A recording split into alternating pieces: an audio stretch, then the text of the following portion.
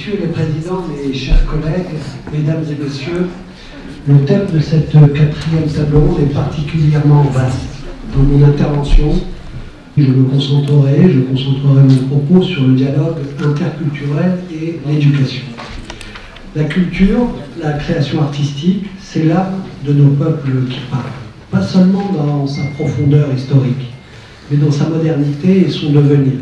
Sa métamorphose permanente qui se nourrit au contact des autres cultures, des autres peuples. Il en va ainsi entre nos peuples. Il en va ainsi entre le Maroc et la France.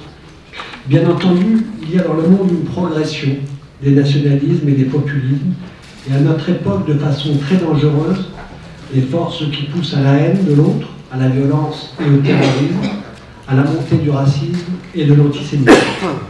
Et en poussant à la haine de l'autre, elle pousse à la haine de la culture elle-même. Mais j'en suis convaincu, c'est par la culture, la création artistique, l'éducation et la connaissance que notre humanité gagnera. Le Maroc et la France, chacun à sa manière, ont ses défis à affronter et à remporter. Ils peuvent même s'aider dans une coopération égalitaire, dépassant définitivement les vieux rapports coloniaux qui ont prévalu jadis, en dépassant aussi les ressentiments qui empêchent d'envisager l'avenir avec confiance, en se nourrissant des atouts de l'autre. Nos valeurs et nos principes profonds peuvent nous inspirer mutuellement.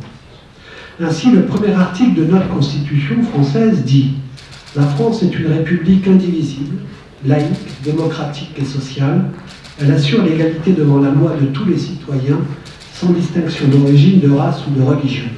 Elle respecte toutes les croyances. » On n'a pas suffisamment, ici, en France, souligné la force du message éducatif envoyé au peuple et au monde de cette proclamation dans le préambule de la nouvelle constitution marocaine. Quand elle parle du Maroc, elle dit « Son unité forgée par la convergence de ses composantes arabo-islamiques, amaziques et saharo-asséniques, s'est nourrie et enrichie de ses affluents africains, andalous, hébraïques et méditerranéens. La prééminence accordée à la religion musulmane dans ce référentiel national va de pair avec l'attachement du peuple marocain aux valeurs d'ouverture, de modération, de tolérance et de dialogue pour la compréhension mutuelle entre toutes les cultures et les civilisations du monde. » Fin de la citation. Oui, situé au carrefour des civilisations et des cultures, le Maroc, terre de tolérance et d'hospitalité, représente un pont entre l'Europe et l'Afrique. Nous avons la Méditerranée en partage, qui borde 3 continents, qui a vu naître 3 monothéismes, qui se situent au confluent des cultures européennes, africaines, arabes et moyen-orientales, qui séparent le nord et le sud. Et prenons garde que cette Méditerranée ne devienne pas un cimetière qui, avec les humains qu'elle engloutit, désespère notre humanité commune. À cet égard, dans la mondialisation, prenons garde aussi à l'uniformisation que favorise la révolution numérique laissée entre les mains de quelques géants américains. Celui qui nous le dit le mieux est Amin Maalouf, je le cite. « Il faudrait faire en sorte que personne ne se sente exclu de la civilisation commune qui est en train de naître, que chacun puisse y retrouver sa langue identitaire et certains symboles de sa culture propre, que chacun, là encore, puisse s'identifier, ne serait-ce qu'un peu à ce qu'il voit émerger dans le monde qui l'entoure, au lieu de chercher refuge dans un passé idéalisé. Parallèlement, chacun devrait pouvoir inclure dans ce qu'il estime être son identité une composante nouvelle appelée à prendre de plus en plus d'importance au cours du nouveau siècle, du nouveau millénaire. Le sentiment d'appartenir aussi à l'aventure humaine. » Fin de citation. Votre pays, le Maroc, a ainsi un rôle essentiel à jouer en matière de dialogue interculturel. Le partenariat entre la France et le Maroc doit donc permettre de jeter les bases d'un espace méditerranéen en paix et ouvert aux échanges économiques, culturels et humains.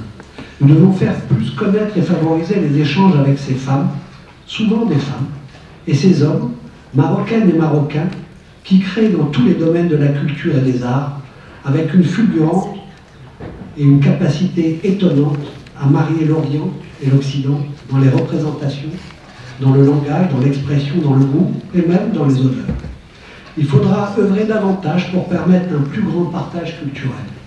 À ce titre, il conviendrait sans doute de rendre plus simple la circulation des artistes et des œuvres qui fut tant mise à mal de nos jours par des politiques ou des considérations en matière d'immigration trop souvent déterminées par le chiffre et la peur. L'éducation constitue à cet égard un sujet essentiel. Avec le groupe d'amitié France-Maroc du Sénat, présidé par notre collègue Christian Cambon, nous avons reçu au Sénat le 13 novembre dernier le ministre de l'Éducation nationale du Maroc, M. Saïd Hamzazi. Celui-ci a rappelé les efforts très importants accomplis par le Maroc dans ce domaine, et nous mesurons ensemble les efforts restants à accomplir pour améliorer encore la qualité de l'offre éducative et encourager la scolarisation des enfants en milieu rural, notamment des jeunes filles. Comme l'écrivait Victor Hugo, qui fut également sénateur, chaque enfant qu'on enseigne est un homme qu'on gagne, l'ignorance est la nuit qui commence la vie. La coopération en matière scolaire et universitaire constitue à cet égard un axe prioritaire de nos relations. Je pense en particulier à l'enseignement du français au sein du système scolaire marocain et au réseau particulièrement dense des écoles françaises au Maroc. Notre gouvernement a lancé un plan ambitieux, après un rude débat, de réforme du système scolaire avec une place importante accordée aux Français, ce que je tiens à saluer. Mais cela suppose un effort de notre part, Français, pour vous accompagner, notamment en matière de formation des enseignants. En matière universitaire, il existe de nombreux partenariats entre les établissements d'enseignement supérieur français et marocains, et les 38 000 étudiants marocains qui étudient en France constituent le premier contingent d'étudiants étrangers. J'ai cependant, à titre personnel, mais ça a été partagé par l'ensemble de la commission culture qui a demandé un moratoire sur cette décision, une inquiétude sur l'augmentation des frais de scolarité des étudiants étrangers, qui a été annoncée par le gouvernement. L'accueil des étudiants étrangers représente un outil très important en termes de rayonnement de notre culture et de notre langue. Je regrette donc que des considérations budgétaires, peut-être pas que, l'aient emporté sur ces priorités. À la suite d'une récente décision du Conseil constitutionnel, le Conseil d'État pourrait toutefois revenir sur cette décision, ce que nous souhaitons. Ne nous y trompons pas. Je ne vous ai pas parlé des suppléments d'âme en vous parlant de culture et d'enseignement. Je vous ai parlé de notre âme, y compris pour le développement économique nécessaire, y compris pour lutter pour notre sécurité et contre le terrorisme. C'est la base, c'est le fond qui conditionne le succès de tout le reste, y compris l'installation durable et l'approfondissement nécessaire de la démocratie, et je parle bien de nos deux pays.